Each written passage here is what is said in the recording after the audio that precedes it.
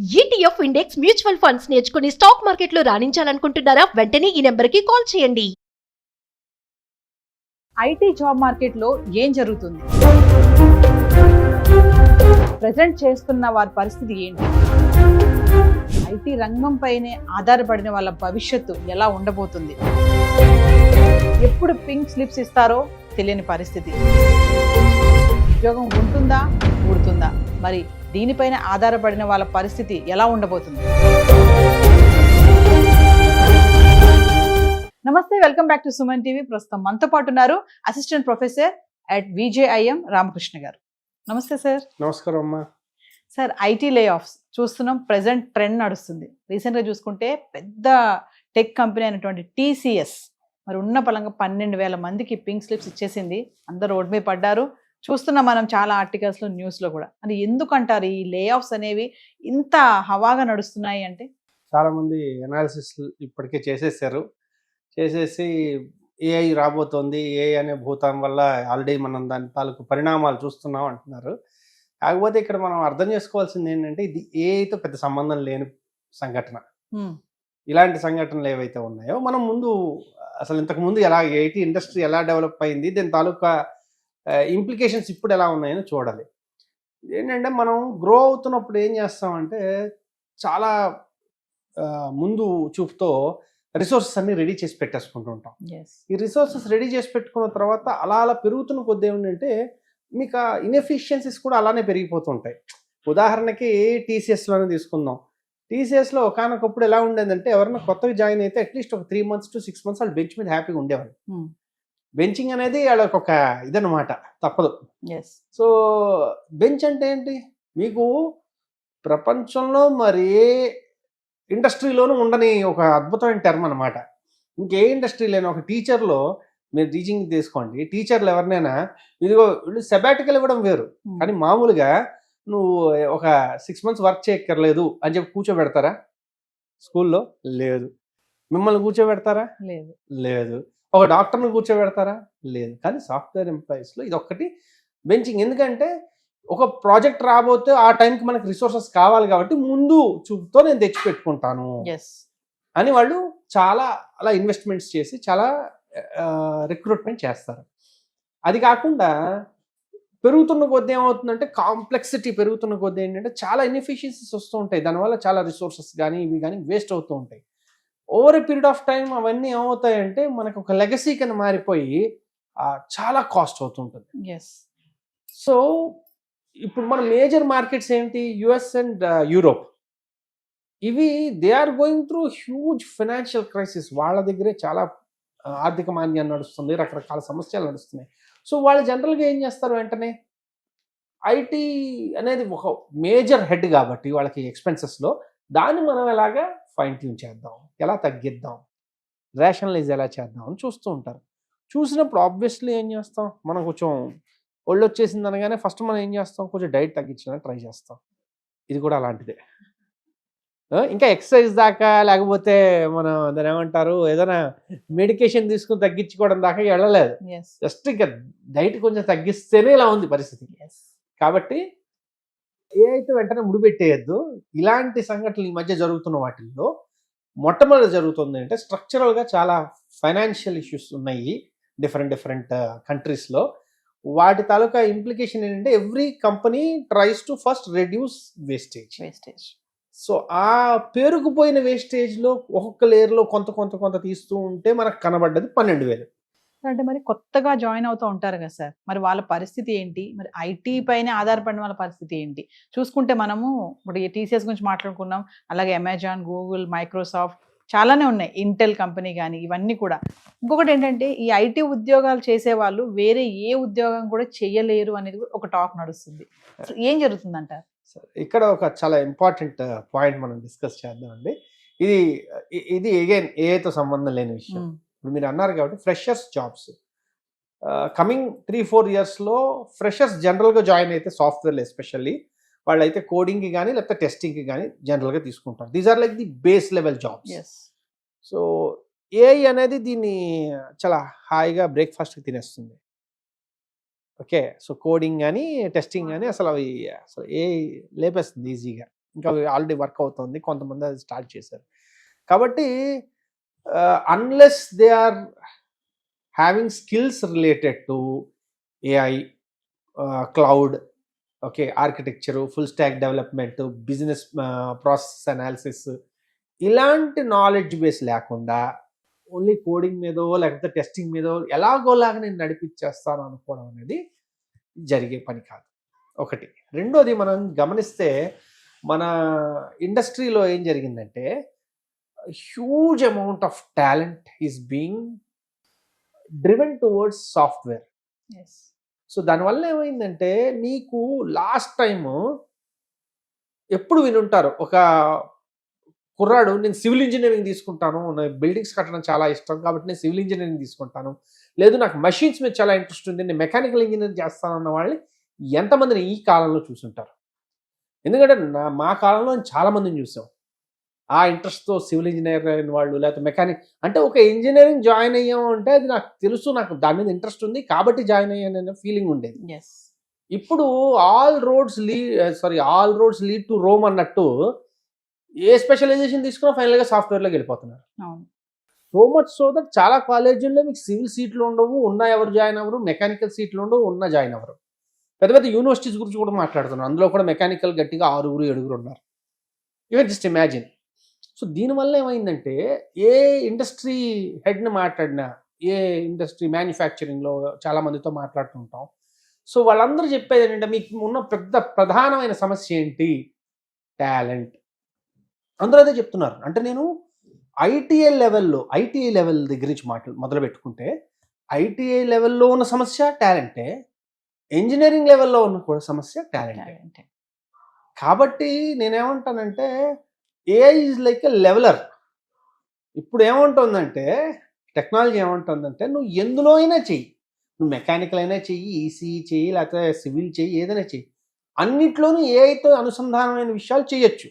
కానీ నువ్వు మాత్రం సాఫ్ట్వేర్ మాత్రమే వద్దాం అనుకుంటే మాత్రం సారీ బాబు, అది బస్ ఆల్రెడీ వెళ్ళిపోయింది అనేది ఒక మెసేజ్. ఇది ఇప్పుడే ఇంజనీరింగ్ జాయిన్ అయిన వాళ్ళు కానీ, లేదు ఆల్రెడీ సెకండ్ ఇయర్లో అలా ఉంటూ ఉన్నవాళ్ళు కానీ ఒక్క విషయం తెలుసుకోవాల్సింది ఏంటంటే వాళ్ళ నాలెడ్జ్ ఏదైనా కోర్ బేసిక్ నాలెడ్జ్ ఏదైనా దాన్ని ఏఐకి అనుసంధానం చేస్తూ ఏవే నేర్చుకోవచ్చు అన్నది చేయడం కానీ, లేదు ఇందులో స్పెషలైజేషన్స్ కావాలంటే చాలా ఒకటి బాగా గుర్తుంచుకొని ఈ మధ్య జరుగుతున్న ఒక పరిణామాలు తెలుసుకోవాల్సింది ఏంటంటే ఏ స్కిల్ సెట్ ఉన్న వాళ్ళ తాలూకా పే చాలా భయంకరంగా పెరిగిపోబోతోంది. ఇప్పుడు మెటా మిలియన్స్ ఆఫ్ డాలర్స్ ఇచ్చి ఏఐ ఇంజనీర్స్ని తీసుకుంటాను. అదే సమయంలో మైక్రోసాఫ్ట్లో అనుకుంటా, మైక్రోసాఫ్ట్లోనో గూగుల్లోనో ఏఐ ఎనేబుల్డ్ ఒక యాప్ తయారు చేసిన ఇంజనీర్ ఎవరైతే ఉన్నారో ఆయన్ని తీసేశారు. ఎందుకంటే వాడు తయారు చేసిన దానివల్ల వాడి పని అవసరం లేదు, అయిపోయింది కదా పని. అది అంటే ఇది ఎలా ఉంటుందంటే గుడ్డివాడు కళ్ళు రాగానే ఫస్ట్ పారేసేది వాడి చేతిలో ఉన్న కర్రనే అని, అలాగే ఏఐ రాగానే చేసేది అది జరుగుతుంది. కాబట్టి డిమాండ్ పెరగబోతుంది. ఈవెన్ వరల్డ్ ఎకనామిక్ ఫోరం కూడా ఏం చెప్తోంది, ఫ్యూచర్లో దాదాపు ఒక 16 కోట్లు 15 కోట్ల ఉద్యోగ అవకాశాలు రాబోతున్నాయి ఏఐ ఎనేబుల్డ్ దానిలో. కాబట్టి సాఫ్ట్వేర్ డెవలప్మెంట్ అనేది ఒకటే ఉద్యోగం కాదు. AI has given you an opportunity to pursue anything in anything. మీరు ఏ రంగంలో అయినా ఏఐ అనుసంధానంతో మీరు చేయడానికి అవకాశం ఉంది. అది కాబట్టి ఇది గుర్తుంచుకోవాలి ఎవరు జాయిన్ అవుదాం అనుకున్న వాళ్ళు కానీ జాయిన్ అయిన వాళ్ళు కానీ. అంటే సార్ ఏఐతో ఐటీ రంగంలో ఏదైతే ఇప్పుడు ఈ మార్పులు జరుగుతున్నాయో ఇవన్నీ కూడా తాత్కాలికమే అంటారా? అంటే ఏమైనా చేంజెస్ ఇంకా ముందు మనం ఏమైనా చూడబోతామా? ఏంటి అసలు ఇదంతా? అంటే ఇప్పుడు సినిమాల్లో ట్రెండ్ నడుస్తుంది. సినిమా రాబోతుందంటే ఇంతకుముందు ట్రైలర్ వేసేవారు, అంతకుముందు ట్రైలరే స్టార్ట్ అయ్యేది. ఇప్పుడు అది కూడా కాదు, ఇప్పుడు మోషన్ పోస్టర్ అని ఒకటి ఉంటుంది, క్యారెక్టర్ ఇంట్రడక్షన్స్ మోషన్ పోస్టర్స్ అని ఉంటాయి కదా. సో మనం చూస్తుంది కేవలం ఇంకా మోషన్ పోస్టర్ లెవెలే. ఓకే, ఇది ఎలా మారబోతుంది అంటే structurally so much will change that మనం ఇప్పుడు ఊహించుకుని ఇదిగో ఇలా జరగబోతుంది చెప్పడం కూడా కష్టం. కానీ మనం ఉన్న పరిస్థితులను బట్టి నేను చెప్పగలుగుతున్నాం ఏంటయ్యా ఎలా మార్పులు జరగబోతున్నాయో చెప్తా వినండి. మొట్టమొదటిది, మీకు ఇలాగా స్టాండర్డ్గా ఒక ఉద్యోగం ఇంకా అయిపోయింది, లైఫ్ టైం సెటిల్మెంట్ అనేది మర్చిపోవచ్చు. ఎందుకంటే రేపు పొద్దున ఉద్యోగం ఉంటుందో లేదో తెలియదు. First point. Second, most importantly, ఈ టెక్నాలజీ ఏదైతే ఉందో అది ఇంతకుముందు డెమోక్రటిక్ కాదు. అంటే నేను సిఓ, జావావో లేకపోతే ఇంకేదో ఆరకిల్ డేటాబేసెస్ ఇవన్నీ స్ట్రాంగ్గా నేర్చుకుని ఉంటే అప్పుడు అందులోకి వెళ్ళడానికి అవకాశం ఉండేది. అంటే ఒక టికెట్, చాలా హై టికెట్ ఉంది. ఇప్పుడు లో కోడ్ నో కోడ్ అని చెప్పి ఒకటి ఉంది. అంటే కోడింగ్ అవసరం లేదు. నాకు బిజినెస్ ప్రాసెస్ అర్థమయ్యి నా బిజినెస్ ప్రాబ్లం ఏంటో నాకు బాగా తెలుసు అనుకోండి, నేనేం చేయొచ్చు, గట్టిగా 15 రోజులు కూర్చుని ఏఐని అటు ఇటు ఆ లెంప ఈ లెంప వాయిస్తే అది ఇవ్వాల్సిన అవుట్పుట్లు ఇస్తుంది. ప్లస్ లో కోడ్ నో కోడ్తో నేను నా సొంత యాప్ తయారు చేసుకోవచ్చు. సో ఏమవుతుంది, టెక్నాలజీ డెమోక్రటైజ్ అయినప్పుడు ఏమవుతుందంటే అందరూ దాన్ని వాడచ్చు, అందరూ దాంతో ఏదో రకంగా డెవలప్ అవ్వచ్చు. ఇందువల్ల ఏమైందంటే ఇది కొంతమందికి, అంటే ఓన్లీ ఇంజనీర్స్కే ఇది వర్కౌట్ అవుతుంది లేదు. ప్రాంప్ట్ ఇంజనీరింగ్లో ఇంగ్లీష్ లిటరేచర్ బాగా ఉన్నవాళ్ళు, అంటే చక్కగా కాంప్రహెన్షన్ చేయగలిగిన వాళ్ళకి బెటర్ ఆపర్చునిటీస్ ఉన్నాయి. కాబట్టి ఇది రెండవ మేజర్ చేంజ్ అవ్వబోతుందంటే ఇట్ విల్ బి డెమోక్రటైజ్డ్. విపరీతంగా రకరకాలుగా బిజినెస్ స్టార్ట్ అవుతాయి. ఒకప్పుడు చూడండి, మార్కెట్లో ఒకటిలో ఇద్దరు పెద్ద ప్లేయర్స్ ఉంటారు, మిగిలిన వాళ్ళు చాలా మంది, కొన్ని వేల మంది చిన్న చిన్న ప్లేయర్స్ ఉంటారు. అలా అవ్వబోతోంది. ఎందుకంటే ఏజెంట్స్ తయారు చేసేవాళ్ళు కానీ, లేదంటే ఏజెంట్కి ఏతో చిన్న చిన్న సొల్యూషన్స్ ప్రొవైడ్ చేసేవాళ్ళు కానీ, లేదు అసలు ఎవరికి వాళ్ళుగా సొంతంగా ఏజెంట్లు క్రియేట్ చేసుకుని వాళ్ళకి వాళ్ళు వాడుకునేవాళ్ళు కానీ, అలా విపరీతంగా మార్కెట్ మారబోతోంది. అంటే సార్ మీరు చెప్పేది ఎలా ఉందంటే ఏఐ వల్ల జాబ్స్ పోతున్నాయి అంటున్నారు కదా, పోవడమే కాదు జాబ్స్ కూడా వస్తాయి అంటున్నారు. చాలా వస్తాయి, కానీ దానికి తగ్గట్టుగా మనం రెడీ అయ్యి ఉంటే వస్తాయి స్కిల్స్. అంటే ఉదాహరణకి చెప్తాను. ఇప్పుడు ఒక మీడియా పర్సన్ ఉన్నాడు, మీకు కరెక్ట్గా ఒక ఎగ్జాంపుల్ చెప్పాలంటే, మీడియా పర్సన్ ఉన్నాడంటే ఒక అడ్వర్టైజింగ్లో ఉన్నాం మేము. అడ్వర్టైజింగ్లో ఎలా ఉంటుందంటే మేము తయారు చేసే ప్రతి క్రియేటివ్ నా కన్జ్యూమర్ ఎలా చూస్తాడు, ఓకే, ఆయనకి ఎలా అనిపిస్తుంది అనే ఉద్దేశంతో చూస్తాం. ఓకే, మీకు ఒక ఫ్యూచర్ సినారియో చెప్తున్నాను. ఇదేదో ఫ్యూచర్ అంటే ఏదో 10 ఏళ్ళు 20 ఏళ్ళ ఫ్యూచర్ కాదు, బహుశా ఆల్రెడీ అవుతూ కూడా ఉండుండొచ్చు, లేదు మహా అయితే 1-2 సంవత్సరాలు మీరు అది అనుభవంలోకి వస్తుంది. ఉదాహరణకి మీరు ఒక 10 రోజులు బిజినెస్ ట్రిప్ ప్లాన్ చేశారు, లేదా వెకేషన్ ప్లాన్ చేశారు. బిజినెస్ ట్రిప్ కాదు, వెకేషన్ ప్లాన్ చేశారు 10 రోజులు. బాలి, ఇండోనేషియా, ఇలా మొత్తం సౌత్ ఈస్ట్ ఏషియన్ ఒక 4-5 కంట్రీస్ చూడాలనుకుంటున్నారు. మీ షెడ్యూల్లో ఎక్కడి నుంచి ఎక్కడికి ఖాళీ ఉందో తెలుసు, మీ ప్రిఫరెన్సెస్ ఏంటో మీరు చెప్తారు. ఇంతకుముందు ఇవన్నీ ఏం చేయాల్సి వచ్చేది, ఒక ట్రావెల్ ఏజెంట్కి మొత్తం డీటెయిల్స్ ఇస్తే వాడు కొంతవరకు చేస్తాడు, మిగిలిన మీరు ప్లాన్ చేసుకోవాలి. ఇలా చాలా చోట్ల నుంచి చాలా ఇన్ఫర్మేషన్ మనం కనుక్కోవాలి. అలాగే మీకేమైనా విషయాలు ఎలా తెలిసేవి, మీరు ఒక యాడ్ చూస్తేనో, ఒక ఈమెయిల్ వస్తేనో, ఇంకేదో. ఇప్పుడు అలా కాదు, ఒక ఏజెంట్కి చెప్తారు, ఏఐ ఏజెంట్కి చెప్తారు. ఏమని చెప్తారు, నా షెడ్యూల్ చూడు, ఓకే, నాకేమేమి తెలుసో నీకు ఆల్రెడీ తెలుసు, లేదు అన్నా కూడా నాకు ఇవి స్పెసిఫికేషన్స్, ఈ టైప్ ఆఫ్ ఫుడ్ ఉన్నది, ఈ టైప్ ఆఫ్ ఎక్స్పీరియన్స్ నాకు కావాలి, ఈ టైప్ ఆఫ్ ఎక్స్పీరియన్స్ నాకు కావాలి, చెప్తున్నానండి. ఓకే, కాబట్టి ఇవి ఇవి ఇవి ఎందుకు నా బడ్జెట్ నువ్వు ప్లాన్ చేసేయంటే మొత్తం ఐటినరీ మీకు రెడీ చేసి ఇచ్చేస్తుంది. ఓకే, మీరు కానీ అన్నారనుకోండి, అది మొత్తం బుకింగ్స్ అన్ని రెడీ చేసి పెడుతుంది. అర్థమైందండి.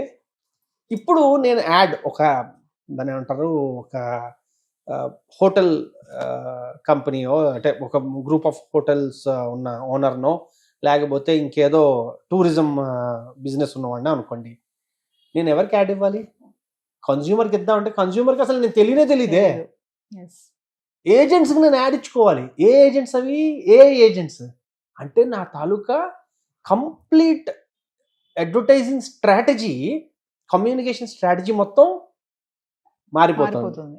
నేను మనుషులతో ఇప్పుడు మాట్లాడాల్సిన అవసరం లేదు, నేను తయారు చేయాల్సింది ఏఐ ప్రోగ్రామ్స్కి ఎలా సూట్ అవుతుంది, అది సెర్చ్ కొడితే నాది పికప్ అవుతుందా లేదా, దానికి తగ్గట్టు ఉండాలి అన్నది నేను ఉండాలి. అంటే చూసారా, అంటే జాబ్ పోలేదు, చూడడానికి ఒక రకంగా ఏంటంటే జాబ్ పోయింది అనిపిస్తుంది, కానీ ఇది రిఫైన్ అవుతుంది. చాలా హై లెవెల్ జాబ్స్ క్రియేట్ అవుతున్నాయి, కొద్దిపాటి హై లెవెల్ జాబ్స్ క్రియేట్ అవుతున్నాయి. బేస్ లెవెల్లో చాలా రకాల జాబ్స్ ఏవైతే ఉంటాయో ఏఐకి సంబంధించిన వాటిల్లో చాలా ఆపర్చునిటీస్ ఉంటాయి. Thank you sir. ఓకే.